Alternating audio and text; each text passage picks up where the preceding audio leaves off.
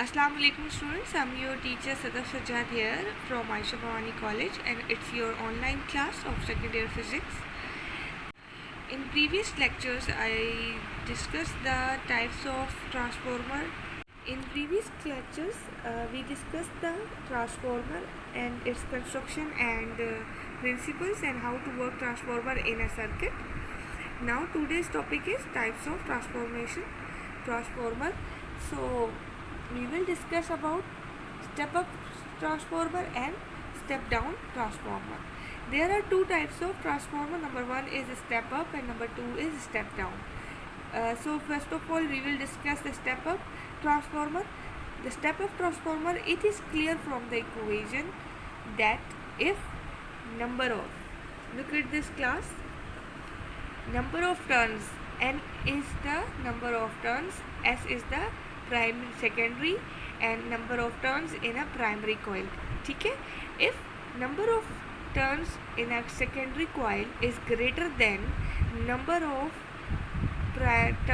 turns in a primary coil, then induced EMF in a secondary coil is greater than induced EMF in a primary coil, such that secondary EMF, या फिर हम ये कह सकते हैं कि secondary coil में जो प्रोड्यूस हो रही है EMF is larger than the primary. This is called the step up transformer. Clear? आगे चलकर मैं आपको, अभी फ़िलहाल इसको डिस्कस करते हैं, आगे चलकर मैं आपको एक डायग्राम से ये क्लियर करूँगी पॉइंट. ठीक है, चलिए. Step number 2, step down. If number of turns in a secondary coil is less than number of turns in a primary coil, then induced EMF in a secondary coil is less than the induced EMF in a primary coil, such that the secondary EMF is less than the primary. This is called the step down transformer. देखिए class, हमारे पास ये देखिए class, मैं यहाँ पर draw कर रही हूँ दो ट्रांसफार्मर. सैम्पल क्या होता है? In previous class we discuss the samples of transformer. दो ट्रांसफार्मर्स, उनके बीच में एक कंडक्टिंग वायर हो सकती है, ये रोड हो सकता है या शीट हो सकती है. सर्किट डायग्राम में इस तरह से आपके पास ट्रांसफार्मर की सैम्पल शो हो रही होती है, जो कि हमें बता रही होती है कि ये आपकी ट्रांसफार्मर की. ठीक है, it's a primary coil, it's a primary coil and it's a secondary coil. ठीक है, तो मैं यहाँ लिख देती हूँ कि n number of turns of primary coil and number of turns of secondary coil. Clear हो गया?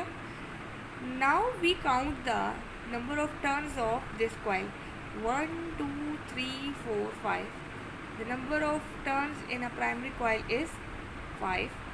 Secondary 1 2 3 4 5. मैं एक और बना देती हूँ. 1 2 3 4 5 6 is equals to 6. So secondary coil, according to equation, number of turns of the secondary coil is equals to 6. तो ये ग्रेटर देन हो गया और ये लेस देन नंबर हो गया, यानी छोटा नंबर हो गया. तो मैं यहाँ लिख सकती हूँ कि number of turns in the secondary coil is greater than number of turns of the primary. Then induced EMF of secondary is greater than induced EMF is primary coil. It means that this transformer is step up or step down. According to this equation, if number of turns of the secondary coil is greater than the number of turns in a primary coil, then it is called the step up. Clear हो गया आपको point? तो ये आपके पास कौन सा transformer है? It's called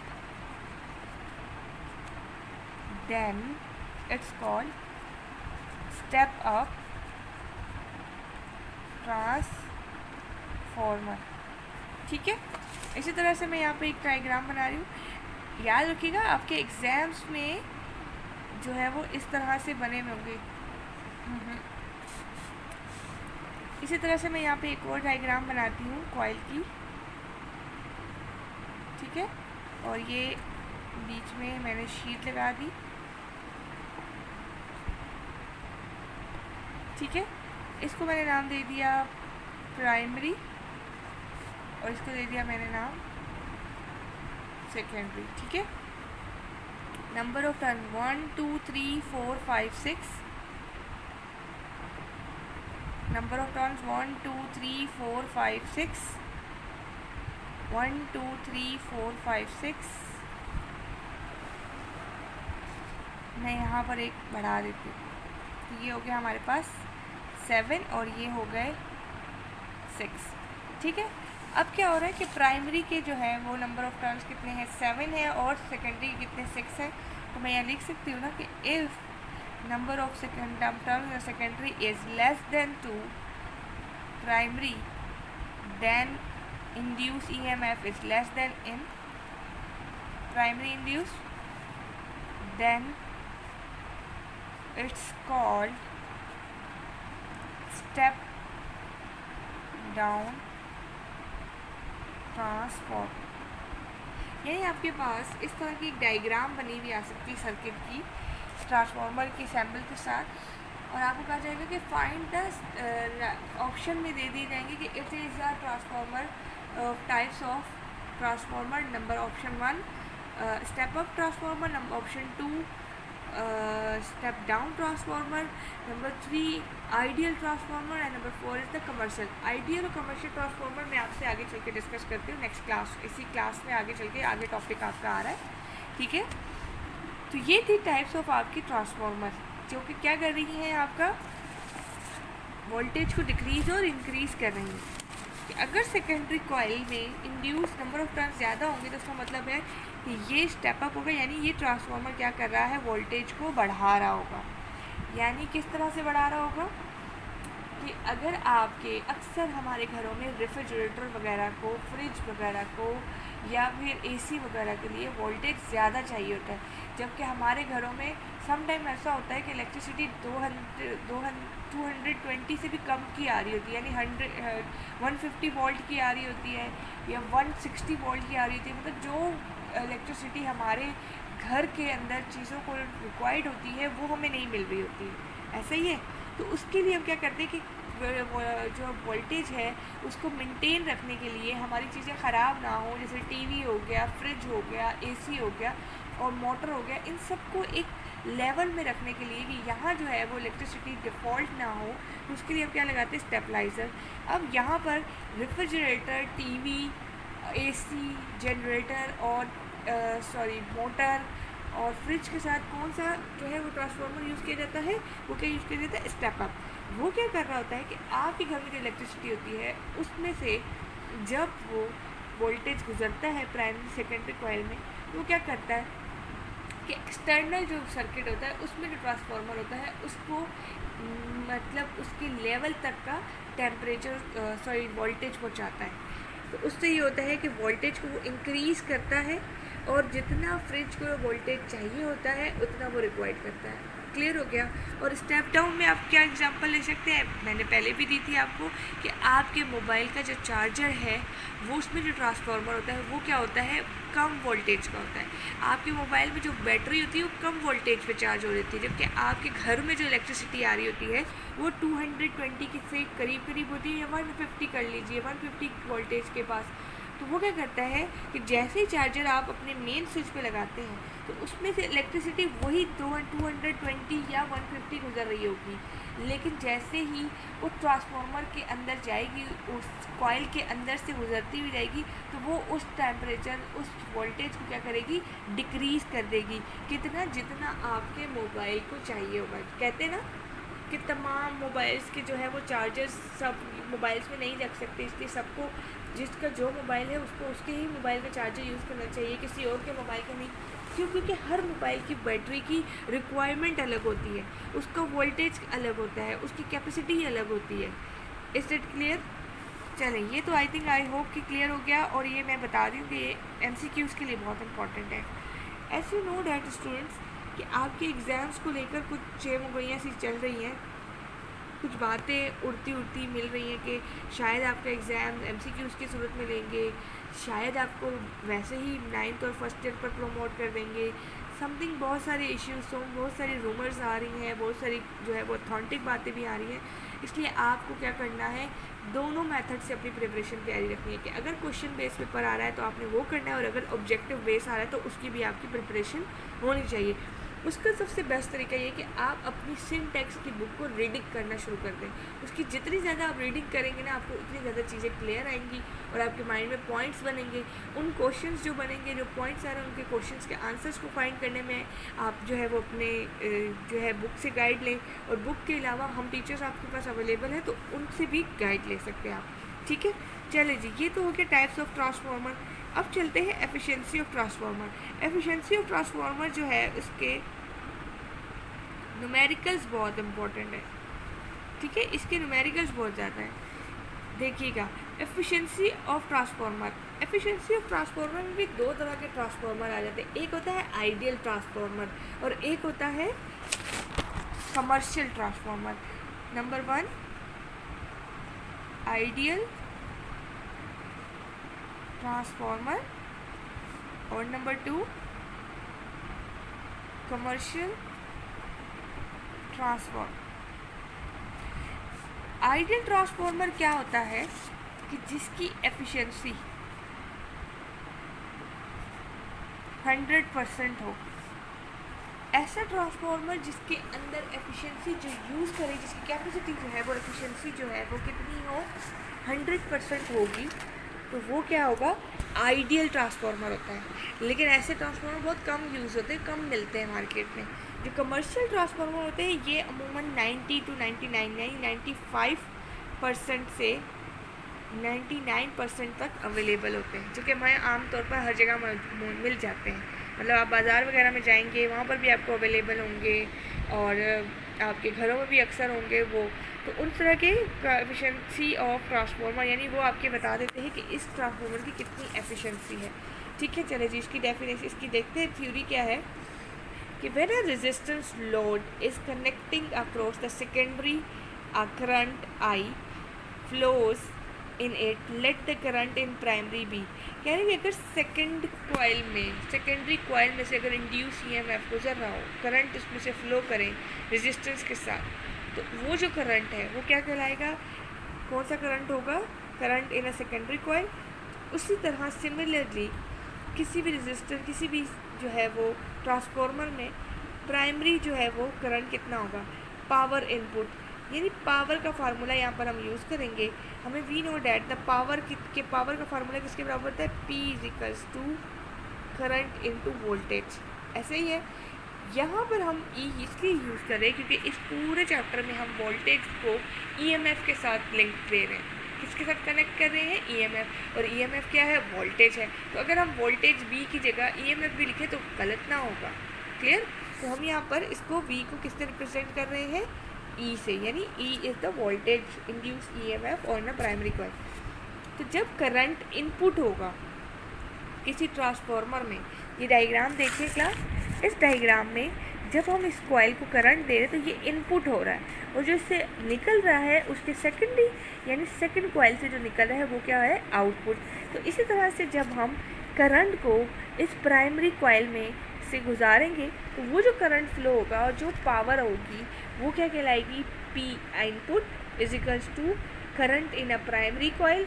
तो वहाँ पर कौन सी इंड्यूस EMF होगी, प्राइमरी कॉइल की। ठीक है, इसी तरह से पावर आउटपुट, हमने यही कहा था ना ट्रांसफार्मर की डायग्राम के मुताबिक फर्स्ट लेक्चर में कि प्राइमरी जो इनपुट, जो जहाँ से इनपुट हो रहा होगा वो प्राइमरी होगा, और जहाँ से निकल रहा होगा करंट वो क्या होगा, सेकेंडरी होगा। तो इसी तरह से प्राइमरी कॉइल को हम इनपुट भी कहेंगे और सेकेंडरी कॉइल को हम आउट भी कहेंगे। तो बेसिकली यहाँ पर यही बात की जा रही है कि पावर इनपुट यानी जब पावर जो है वो इनपुट हो रही है किसी ट्रांसफार्मर में तो वो किसके बराबर होगी, इसके बराबर। और जब उसमें से पावर आउटपुट यानी उसमें से जब पावर आउटपुट हो रही है तो वो क्या होगी, P0, यानी ओ जो है वो किसको यूज़ कर रहा है, रिप्रेजेंट कर रहा है आउटपुट को। तो P output = in a current in a secondary coil and induce EMF in a secondary coil. If transformer is 100% efficient, then देखिए क्लास यहाँ पर ये बड़ा इंपॉर्टेंट है, ये बड़ा गौर से देखिएगा, ये बहुत इंपॉर्टेंट है आपके न्यूमेरिकल्स के लिए कि इफ़ द ट्रांसफार्मर, जब अगर आपका ट्रांसफार्मर 100% हो, यानी 100% एफिशिएंसी का मतलब क्या है, आइडियल ट्रांसफार्मर हो। ये बड़ा आपका जो क्वेश्चन है वो उसमें आ जाता है MCQs में, ठीक है। तो if transformer is 100% efficient then power input is equals to the power output. और हमने अभी ऊपर ही निकाला था कि पावर इनपुट किसके बराबर है, इसके, और पावर आउटपुट किसके बराबर है, इसके। तो हमने इन दोनों को कंपेयर किया, दोनों की वैल्यूज़ पुट की। तो जब हमने पुट किया तो हम क्या मालूम कर रहे हैं, इनपुट करंट इसमें से फ्लो कर रहे हैं। तो इसलिए हम क्या करेंगे कि जब हमने यहाँ पर आउटपुट करंट को एक तरफ कर देंगे और इंड्यूस EMF जो वोल्टेज है वो एक तरफ कर देंगे। तो इस तरह से हमारे एफिशिएंसी का जो फार्मूला निकला, एफिशिएंसी के लिए हम क्या यूज़ करते हैं, ये वाला सैम्पल यूज़ करते हैं, ठीक है। आपको याद होगा कार्नोट इंजन की एफिशिएंसी याद है, उसमें भी हमने यही सैम्पल यूज़ की थी, ठीक है। तो ये आपकी सैम्पल यहाँ पर आ गई, efficiency is equals to N is equals to power output upon power input, यानी power output P0 upon PI, ठीक है। ये आपका एफिशिएंसी मालूम करने का फार्मूला है। तो बेसिकली एफिशिएंसी ऑफ ट्रांसफार्मर किसके बराबर है, N is equals to power output, efficiency के सैम्पल है, अपॉन पावर इनपुट, ठीक है। तो ये फार्मूला आपने एफिशिएंसी के लिए यूज़ करना है। जब आपको पावर आउटपुट दिया जाएगा तो पावर आउटपुट में आप कौन सी वैल्यू लिखेंगे, पावर आउटपुट की IS अपॉन इंड्यूस EMF, और पावर इनपुट की जगह आप क्या लिखेंगे, IP upon IP induce EMF, ठीक है। ये था आपका ट्रांसफार्मर का टॉपिक, जो कि मोस्ट इम्पॉर्टेंट टॉपिक था आप लोगों के लिए। इससे रिलेटेड MCQs भी बहुत ज़्यादा आते हैं और न्यूमेरिकल्स भी बहुत ज़्यादा आते हैं, ठीक है। इसके स्क्रीनशॉट मैंने आपको शेयर कर दिए हैं आपके ग्रुप में। तो आज के लिए इतना बहुत है, ठीक है। इस ट्रांसफार्मर के इस टॉपिक के साथ मैं आपसे ये कहूँगा कि अपनी जो है वो बुक को ओपन करिएगा, उसमें बड़ा अच्छा डिटेल में लिखा हुआ है। तो इस चीज़ों को बार बार पढ़ें, क्योंकि ये MCQs के लिए बहुत बेस्ट है। और दूसरी बात ये कि आज हम इस टॉपिक के साथ एक छोटी सी इसकी एग्जांपल करेंगे। आपकी बुक में इसके साथ, इस टॉपिक के साथ एक छोटी सी एग्जांपल दी हुई है। मैं हर टॉपिक के साथ एग्जांपल इसलिए करा देती हूँ क्योंकि आप लोग बड़े फ्रेश होते हैं, टॉपिक आपके माइंड में बड़ा फ्रेश बैठा हुआ होता है, आपको हर चीज़ मालूम होती है, उस वक्त कंसंट्रेशन के साथ सुन रहे होते हैं। तो जब हम न्यूमेरिकल एक हफ्ते के बाद सॉल्व करते हैं तो वो चीज़ें आपके दिमाग से, माइंड से हट जाती हैं। इसलिए मेरी कोशिश ये होती है कि जो टॉपिक कराऊँ उसका एटलीस्ट एक न्यूमेरिकल लाजमी आपके साथ शेयर करूँ। इसीलिए मैं हर न्यूमेरिकल के साथ, हर टॉपिक के साथ एक न्यूमेरिकल ज़रूर जो है आप लोगों के साथ शेयर करती हूँ, ठीक है। चलिए अपनी क्लास बुक्स फिजिक्स की ले आइए, ओपन करें अपनी फिजिक्स की बुक्स और उसके ट्रांसफार्मर का टॉपिक निकालें टेक्स्ट बुक की बुक में और उसकी न्यूमेरिकल करते हैं हम एग्जाम्पल, ठीक है जी। क्लास ट्रांसफार्मर के न्यूमेरिकल्स करने से पहले ये छोटा सा इंट्रोडक्शन देख लीजिए ताकि आपको आसानी होगी। ट्रांसफार्मर टॉपिक, ट्रांसफार्मर के न्यूमेरिकल्स हैं। ES अगर आपके न्यूमेरिकल में है तो वो किसको कैसे रिप्रेजेंट करता है, EMF इन द सेकेंडरी।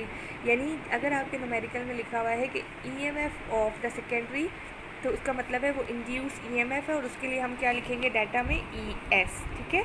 इसी तरह से हमारे पास है अगर आपके न्यूमेरिकल में कहा जाए कि find the EMF in the primary, तो उसको आप किससे रिप्रेजेंट करेंगे, EP। Number of turns in a secondary, number of turns in a secondary coil के लिए आप क्या यूज़ करेंगे, NS। Number of turns in a primary for use NP। अगर आपको न्यूमेरिकल में इंड्यूस EMF और नंबर ऑफ टर्न्स दिए जाए प्राइमरी और सेकेंडरी कॉइल के, तो आप कौन सा फार्मूला यूज़ करेंगे, दिस वन, ठीक है। और अगर आपको करंट और इंड्यूस EMF के बारे में बात की जाए तो आप किसके लिए यूज़ करेंगे, ये फार्मूला, ठीक है।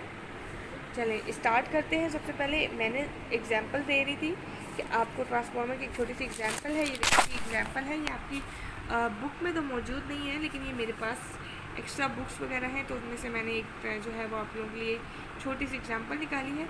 चले जी देखते हैं। A transformer has 100 turns. 100 turns के लिए हम क्या यूज़ करते हैं, M। 100 turns in its primary coil. Primary coil हमने कहा कि अगर क्या है number of turns in a secondary, उसके लिए क्या यूज़ करेंगे हम, NS। और number of turns in a primary, उसके लिए हम क्या यूज़ करेंगे, MP। तो हम यहाँ पर लिख देते हैं किस में बोल रहे हैं कि प्राइमरी में it's primary coil number of turns कितने हैं 1000 टर्न्स है किसमें नंबर ऑफ प्राइमरी में। इफ़ द इनपुट वोल्टेज की बात आ रही है, वोल्टेज जब बोल रहे हैं तो इसका मतलब क्या है इंड्यूस ईएमएफ की बात हो रही है। तो हम क्या लिखेंगे if the input voltage of the transformer in 200 volts what should be number of turns of the secondary coil to obtain an output of voltage। कह रहे कि अगर इनपुट जो है हम वोल्टेज कर रहे हैं ट्रांसफॉर्मर में 200 वोल्ट, तो what should B number of turns of the secondary coil के नंबर ऑफ टर्न्स कितने होंगे जब उसका आउटपुट 6.0 होगा। मैंने आपसे अभी क्या था कि जब भी इनपुट ट्रांसफार्मर में इनपुट वोल्टेज की बात होगी तो उसका मतलब है वो क्या है प्राइमरी कॉइल। तो ये इंड्यूस ईएमएफ किसकी है, क्या है 200 वोल्ट्स, क्या है इनपुट।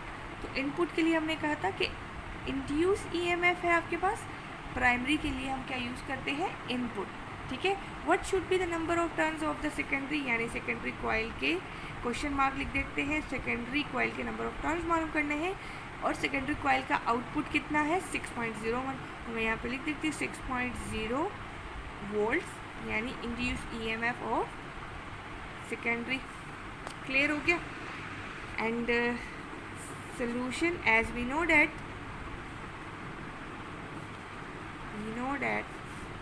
फॉर्मूला क्या है ट्रांसफार्मर का formula, induce EMF of primary is equals two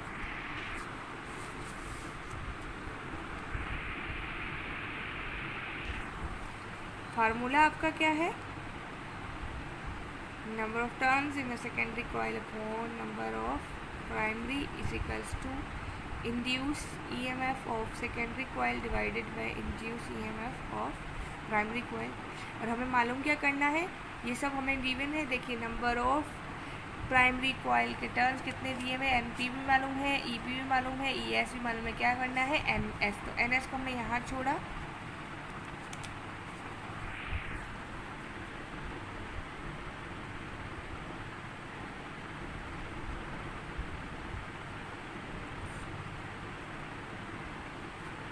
divided by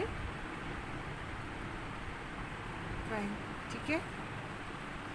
N S is equals to values put कर दें, नंबर ऑफ टर्न्स है ना कितने हैं P 1000 multiply by 6 divided by induce E P कितनी है 200।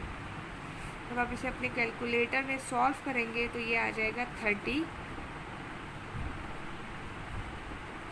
टर्न्स, ठीक है। ये आपका